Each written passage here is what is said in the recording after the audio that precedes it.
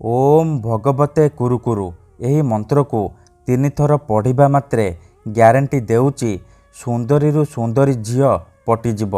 विवाहिता नारी 5 मिनिट रे तुम पाखक आसिब, जहा चाहिए ताहा करिब।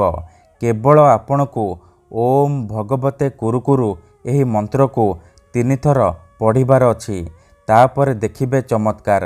हाँ फ्रेंड्स, जदि आपण केउ झियो बा विवाहिता नारी को देखी ता आड़को आकर्षित होउचंती, ताको पटेई ताठारू निजर मन मुताबक काम हासिल करने चाहूँगी, तेबे आज राति रे शोइबा पूर्वरु ओम भगवते कुरुकुरु यही मंत्र को 3 थर पढ़ी दियंतु। ग्यारंटी देउची जेउ झियो बा नारी पई आपण यही मंत्र को पढ़िबे सीए आपणक पाखक आसीबा पई बाध्य हेबो, जहा चाहिए ताहा करिब। एही वशीकरण मंत्र एते शक्तिशाली कि से झियो हेउ बा विवाहिता नारी राति दिन आपणक कथा भाबिब, निजे आसीब आपणको भल पाउची बोली कहिब, आपणको न देखि रही परिबनी।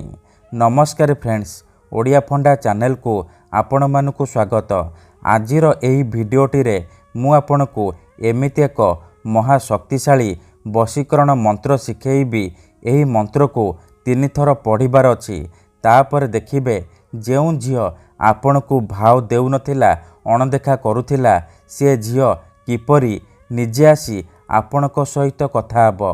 जेउ विवाहिता नारी को आपण दिन राति भाबुचंती, तार सुंदरता को देखी ता आड़को आकर्षित हेउचंती, ताको पटेई ताठारू निजर मन चाहुथिबा काम हासिल करने को चाहूँगी, से नारी निजे फोन करिकी रूम को डाकिब, जहा चाहिए ताहा करिब, कोनोसी प्रकार बाधा देब नाही। एही वशीकरण विधि को केही भी अति सहजरे करिपारिबे। निज प्रेम को पाइबा पई, सुंदरी झियो को पटेइबा पई, किंबा पड़िशा घर भाउज को पटेइबा पई आपण एही मंत्र को प्रयोग करिपारिबे। एही मंत्र एते शक्तिशाली कि जी भी यह पढ़ी सफल होइछि। वर्ष वर्ष धरी भांगी जाइथिबा पुराणा प्रेम को फेराई आनी पारिछि।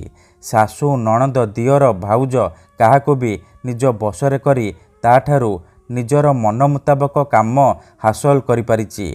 आपण को बेसी किछि करिबाको पड़िबनी, केवल राति रे शोइबा पूर्वरु ओम भगवते कुरुकुरु यही मंत्र को 3 थर पढ़िबार अछि, तापर देखिबे किपरि से झियो बा नारी आपणकर बसरे हेजिब, जहा चाहिए ताहा करिब, आपणकर सबु इच्छा पूरण करिब।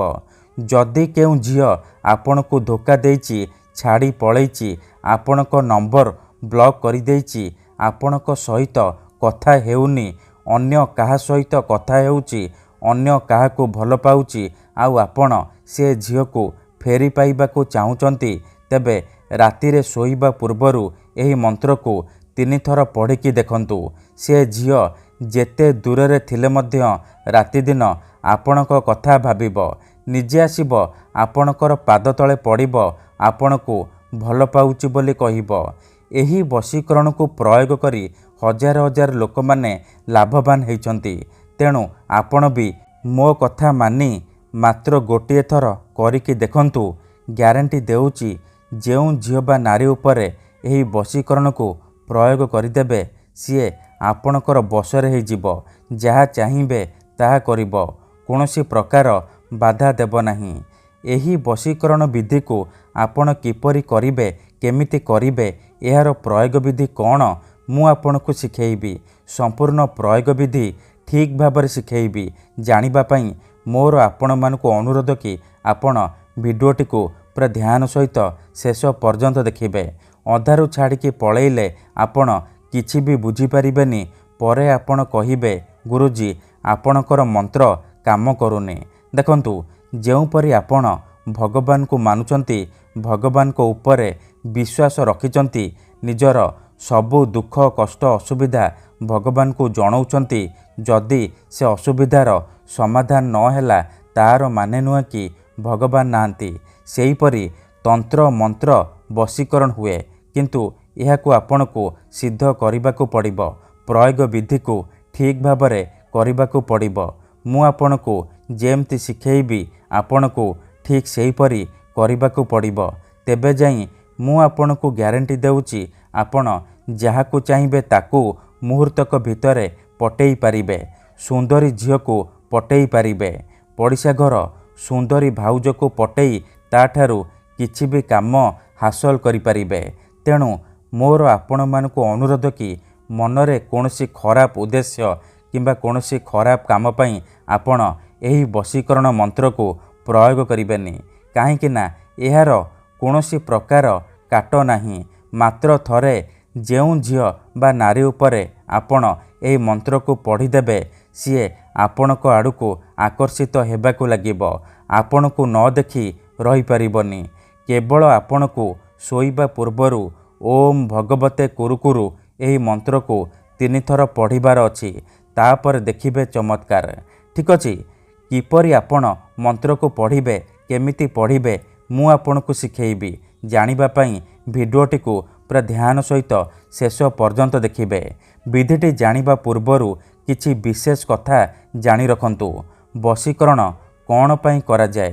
ଯେତେବେଳେ ଆପଣ କାହାକୁ ନିଜଠାରୁ ଅଧିକ ଭଲ ପାଉଛନ୍ତି, ତା ବିନା ବଞ୍ଚିପାରିବେନି ଭାବୁଛନ୍ତି, ସେତେବେଳେ ଆପଣ ବଶୀକରଣ କରିପାରିବେ।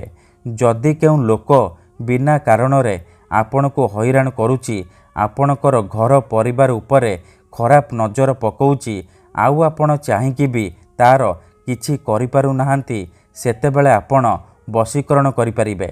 କାହିଁକିନା କେତେଥର ଏମିତି ହେଇଥାଏ କି ଆମର ଶତ୍ରୁ ପଇସାରେ ଆଉ ଶକ୍ତିରେ ଆମଠାରୁ ବଳବାନ ହେଇଥାଏ, ଆଉ ଆମେ ଚାହିଁକି ବି ତା'ର କିଛି କରିପାରୁନାହୁଁ। ଏହିପରି ପରିସ୍ଥିତିରେ ଆପଣ ବଶୀକରଣ କରିପାରିବେ।